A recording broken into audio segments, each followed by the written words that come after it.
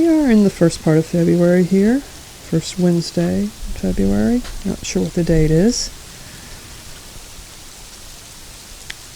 But we're having a storm starting here. Snowstorm. It's kind of snow and sleet coming down. Started about an hour ago. The strange part is, on Sunday it was 65 degrees, and on Monday it was 70. Of course, I knew that wouldn't last. This is February. But we're supposed to get quite a bit here, and I go back to work tomorrow. Today's my day off. I'm not looking forward to driving in whatever happens here.